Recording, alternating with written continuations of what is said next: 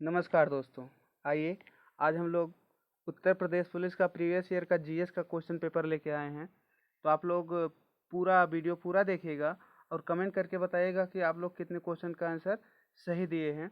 और यह है जीएस का पेपर जो है यूपी जेल वार्डन, यूपीपी और अन्य सभी परीक्षाओं के लिए बहुत ही महत्वपूर्ण है। तो आइए शुरू करते हैं। लेकिन वीडियो शुरू करने से पहले आप लोगों से रिक्वेस्ट है कि वीडियो को पूरा देखें, लाइक करें, कमेंट करें और शेयर करें तथा सब्सक्राइब हमारे चैनल को ज़रूर करें और बेल आइकन को दबाकर उसको ऑल कर दें, जिससे हमारी नई वीडियो आप लोगों तक सबसे पहले पहुंचे। आइए शुरू करते हैं। हमारा क्वेश्चन नंबर पहला दिया गया है कि जगत गुरु रामभद्राचार्य विकलांग विश्वविद्यालय किस राज्य में है। तो यह हमारा हो जाएगा उत्तर प्रदेश के चित्रकूट में यह जगत गुरु रामभद्राचार्य विकलांग विश्वविद्यालय स्थित है। ठीक है। आगे अगला क्वेश्चन हमारा दिया गया है क्वेश्चन नंबर 2 कि निम्नलिखित नदियों में से कौन सा यमुना की सहायक नदी नहीं है। तो ऑप्शन नंबर ए दिया गया है बेतवा, ऑप्शन नंबर बी दिया गया है चंबल, ऑप्शन नंबर सी दिया गया है केन, ऑप्शन नंबर डी दिया गया है रामगंगा। तो इसका ऑप्शन नंबर डी सही है। रामगंगा जो है यमुना नदी की सहायक नदी नहीं है। बाकी यह बेतवा, चंबल, केन ये सब किसकी सहायक नदियां हैं? यमुना नदी की सहायक नदी हैं। कौन कौन? बेतवा, चंबल, केन। आगे आते हैं क्वेश्चन नंबर 3 पे। दिया गया है प्रधानमंत्री नरेंद्र मोदी ने 11 मई 2018 को रामायण सर्किट की शुरुआत किस देश में की है। तो ऑप्शन नंबर ए है श्रीलंका, ऑप्शन नंबर डी है म्यांमार, ऑप्शन नंबर सी दिया गया है नेपाल, ऑप्शन नंबर डी दिया गया है इनमें से कोई नहीं। तो इसका आंसर नंबर सी ऑप्शन सही है, नेपाल में। अब नेपाल की राजधानी क्या है? काठमांडू। आगे आते हैं क्वेश्चन नंबर 4 पे। दिया गया है चॉकलेट स्वास्थ्य के लिए सहायक हानिकारक हो सकती है। चॉकलेट स्वास्थ्य के लिए हानिकारक हो सकती है क्योंकि उसमें किसकी मात्रा अधिक होती है? तो चॉकलेट में हमारी जिंक की मात्रा अधिक पाई जाती है, अतः यह स्वास्थ्य के लिए हानिकारक होती है। तो इसका ऑप्शन नंबर ए सही है, जिंक। क्वेश्चन नंबर 5 पे आ जाते हैं। दिया गया है अर्थशास्त्र मानव निर्मित उत्पादन उपकरण को किस रूप में वर्गीकृत करता है। तो हमारा अर्थशास्त्र जो है मानव निर्मित उत्पादन उपकरणों को उपस्कर के रूप में वर्गीकृत करता है। ऑप्शन नंबर सी किसके रूप में? उपस्कर के रूप में वर्गीकृत करता है। आगे आइए क्वेश्चन नंबर 6 पे चलते हैं। क्वेश्चन नंबर 6 दिया गया है कि सर्वोच्च न्यायालय के न्यायाधीशों की नियुक्ति कौन करता है। तो सर्वोच्च न्यायालय के न्यायाधीशों की नियुक्ति राष्ट्रपति करता है। कौन करता है? राष्ट्रपति। ऑप्शन नंबर बी हमारा सही है। इसकी कुछ सर्वोच्च न्यायालय के न्यायाधीशों की कुछ विशेषता होती है।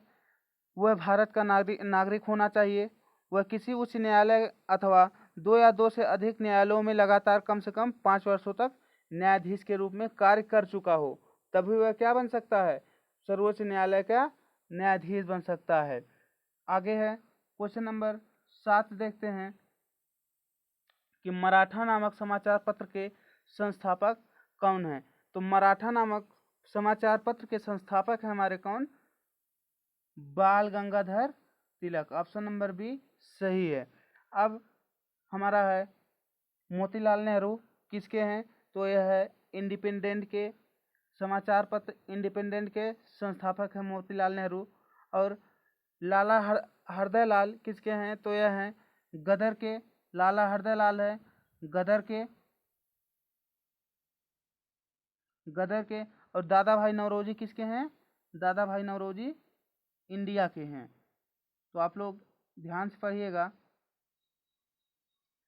अब क्वेश्चन नंबर 8 पे आ जाते हैं। दिया गया है निम्नलिखित में से कौन सा निम्नलिखित में से कौन सी शीत धारा है? तो यहाँ पेरिवियन हम्बोल्ट जो है यह एक शीत धारा है। ऑप्शन नंबर ए इसका सही है। अब क्वेश्चन नंबर 9 पे आ जाते हैं। भारत का राष्ट्र चिन्ह कहाँ से लिया गया है? तो भारत का राष्ट्रीय चिन्ह हमारा सारनाथ के अशोक स्तंभ से लिया गया है। ऑप्शन नंबर हमारा डी सही है। अब आगे आ जाते हैं। अशोक स्तंभ पर क्या क्या निर्मित है?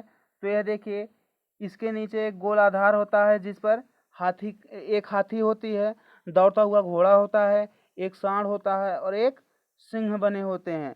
राष्ट्र प्रतीक के रूप में इसे 26 जनवरी 1950 को भारत सरकार ने अपनाया था। 26 जनवरी 1950 को। आगे आइए क्वेश्चन नंबर 10 देखते हैं। क्वेश्चन नंबर 10 हमारा दिया गया है, शराब पर रोक लगाने वाला पहला मुगल शासक कौन था? तो शराब पर रोक लगाने वाला सबसे पहला मुगल शासक हमारा जहांगीर था। ऑप्शन नंबर डी सही है, जहांगीर। अब आगे आइए देखते हैं क्वेश्चन नंबर 11 क्या दिया गया है। क्वेश्चन नंबर 11 दिया गया है, कौन से अंग पर अंगुली के समान उभरी हुई संरचनाएं होती हैं जिन्हें दीर्घरोम अथवा रसांकुर कहते हैं? तो क्वेश्चन नंबर 11 का आंसर हमारा हो जाएगा सी वाला, छोटी आंत को। छोटी आंत को क्या कहते हैं? अंगुली के समान उभरी हुई संरचनाएं होती हैं जिसे दीर्घरोम या रसांकुर कहा जाता है। ऑप्शन नंबर सी सही है। क्वेश्चन नंबर 12 पे चलते हैं।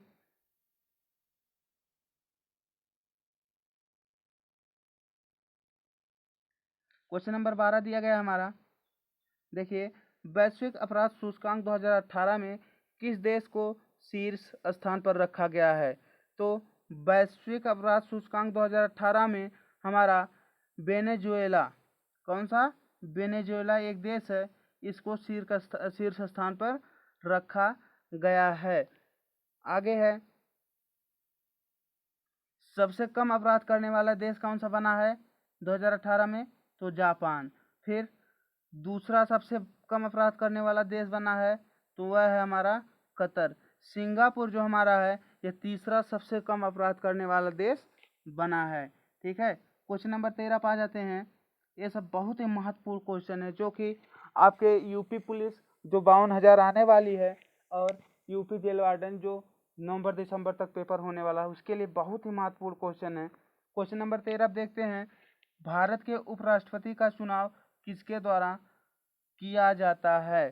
तो भारत के उपराष्ट्रपति का चुनाव अनुच्छेद 66 के द्वारा 66 के अंतर्गत संसद के दोनों सदनों को मिलाकर अनुपातिक प्रतिनिधित्व प्रणाली के अनुसार एकल संक्रमणीय प्रणाली द्वारा होता है। ठीक है, तो संसद के दोनों सदनों द्वारा क्या होता है? हमारे उपराष्ट्रपति का चुनाव होता है। अब उपराष्ट्रपति पूछा जाता है कि हमारा जो उपराष्ट्रपति होता है उसकी न्यूनतम आयु कितनी हो सकती है? तो उसकी न्यूनतम आयु हमारी 35 वर्ष हो सकती है। ठीक है, क्वेश्चन नंबर हम आ जाते हैं 14 पे। 14 दिया गया है, एक कोशिका के केंद्रक में कौन सा द्रव्य होता है? तो एक कोशिका के केंद्रक में हमारा न्यूक्लियोप्लाज्म पाया जाता है। क्या? न्यूक्लियोप्लाज्म पाया जाता है। ऑप्शन नंबर डी न्यूक्लियोप्लाज्म पाया जाता है। ऑप्शन नंबर सी सही है। आगे है क्वेश्चन नंबर 15 देखते हैं क्या दिया गया है। किस अफ्रीकी देश को भारत ने डेर्नियर विमान उपहार स्वरूप प्रदान किया है? तो क्वेश्चन नंबर 15 का हो जाएगा, सेशल्स एक देश है जिसको अफ्रीकी देश सेशल्स को भारत ने डोर्नियर विमान उपहार में प्रदान किया है। तो सेशल्स देश को। ठीक है, क्वेश्चन नंबर 16 पे आ जाते हैं। दिया गया है,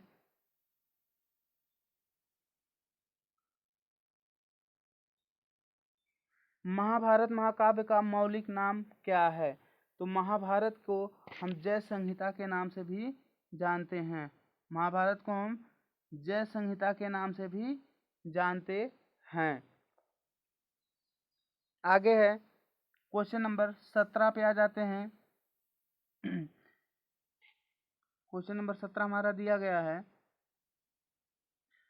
चरक थे एक सुविख्यात क्या थे? तो चरक हमारे क्या थे? एक सुविख्यात चिकित्सक थे। क्या थे? चिकित्सक। यहाँ हमारा महाभारत को एक और नाम से जाना जाता है, जय संहिता तो जाना ही जाता है, और इसको एक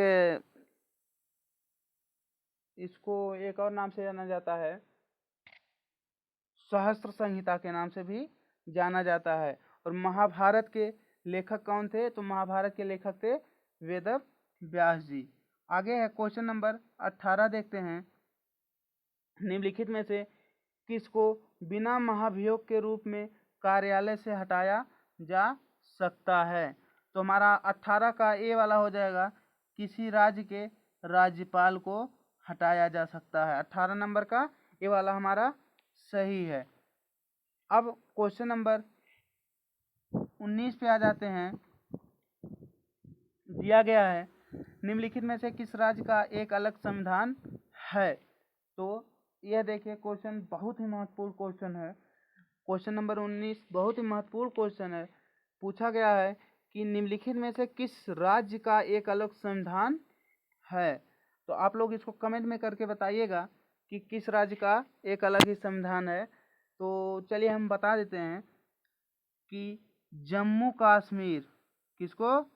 जम्मू कश्मीर का एक अलग संविधान है।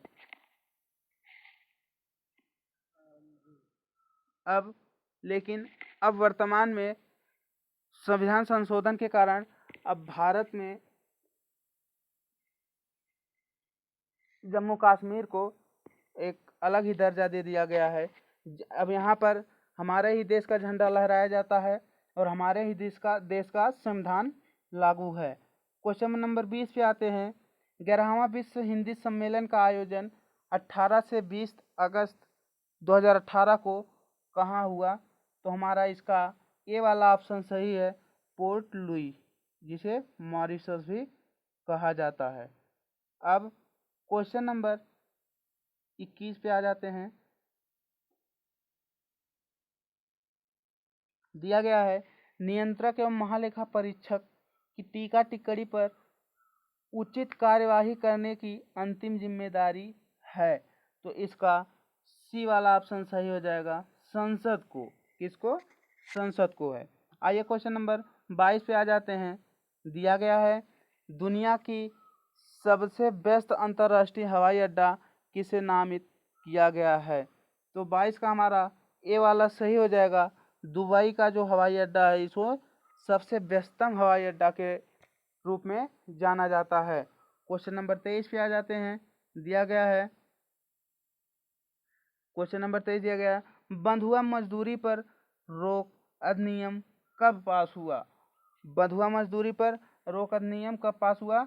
तो इसका हमारा हो जाएगा बी वाला ऑप्शन, 1976 में। कब? 1976 में, ऑप्शन नंबर बी। ठीक है। अब क्वेश्चन नंबर 24 पे आ जाते हैं।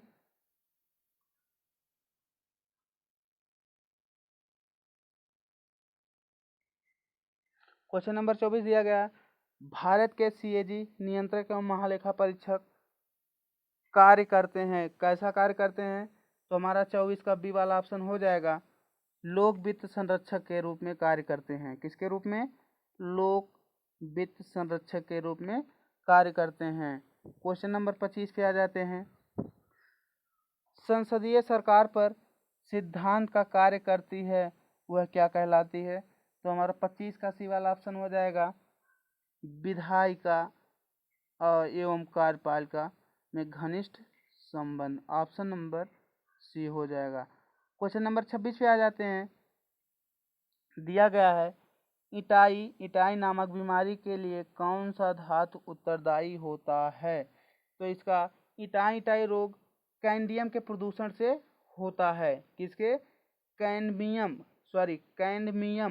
के प्रदूषण से होता है। ऑप्शन नंबर ए वाला हमारा क्या है?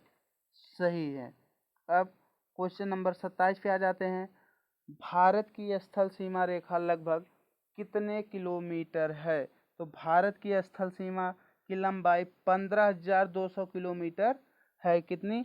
15,200 किलोमीटर। ऑप्शन नंबर सी वाला सही है।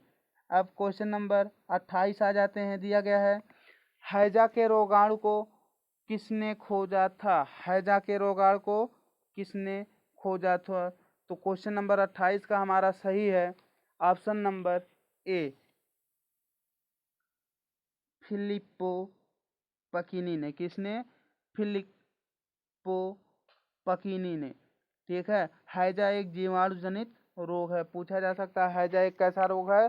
तो हैजा एक जीवाणु जनित रोग है। यह रोग ब्रिबियो कालेरी नामक जीवाणु से होता है। किस नामक जीवाणु से होता है?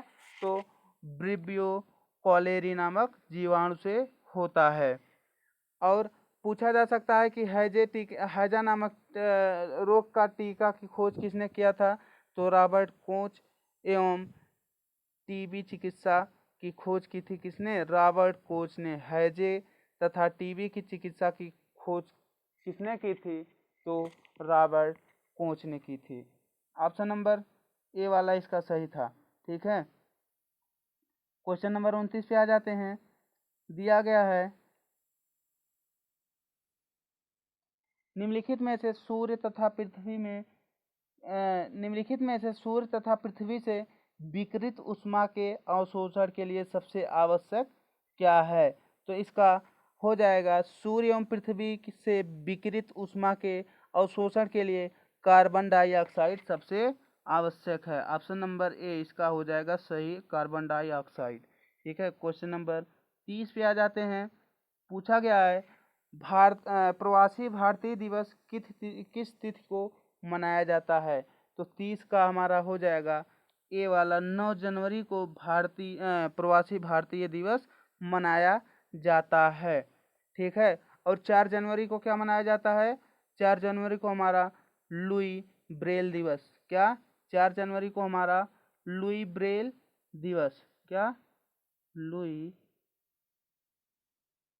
ब्रेल दिवस मनाया जाता है। ठीक है। अब हो जाएगा हमारा 25 जनवरी को क्या मनाया जाता है? तो 25 जनवरी को राष्ट्रीय मतदाता या एवं राष्ट्रीय पर्यटन दिवस मनाया जाता है। अब 30 जनवरी को क्या मनाया जाता है? 30 जनवरी को शहीद दिवस, कुष्ठ निवारण दिवस, सर्वोदय दिवस के रूप में मनाया जाता है। क्वेश्चन नंबर 31 पे आ जाते हैं। हमारा दिया गया है 31 नंबर, ट्विटर के संस्थापक कौन है? तो ट्विटर के संस्थापक हैं जैक डॉर्सी। कौन है? जैक डॉर्सी तथा विलियम। ऑप्शन नंबर ए वाला इसका सही है। लेकिन इसमें नोह ग्लास और बिज स्टोन भी इसके संस्थापक हैं। इन तीनों लोगों ने मिलकर ही इसकी खोज की थी। तो ऑप्शन नंबर इसका डी सही है, ए बी सी तीनों। ठीक है। अब क्वेश्चन नंबर 32 देख लेते हैं।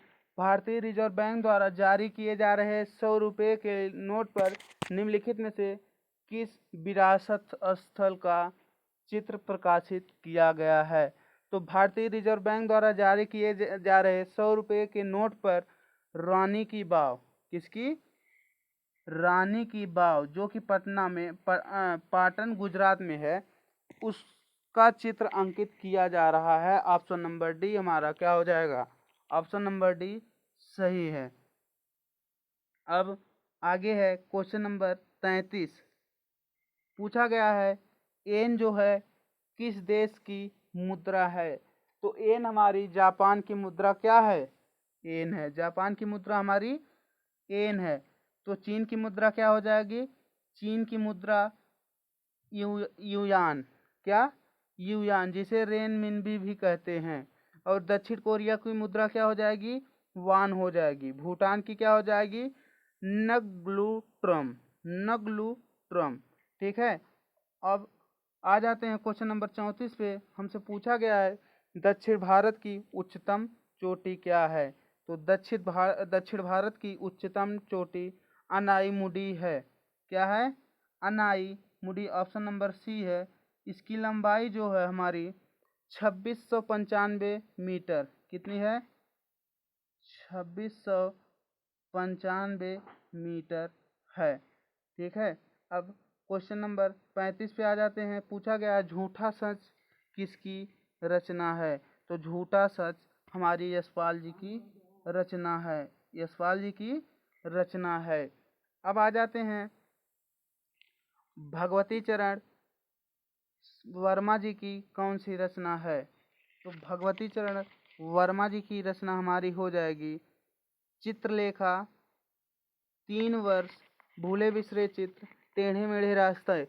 यह किसकी रचना है? भगवती चरण वर्मा जी की।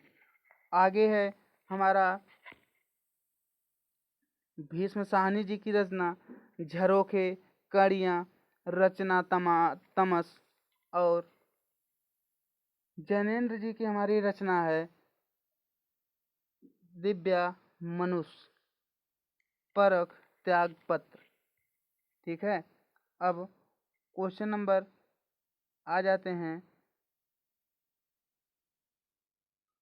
36 पर।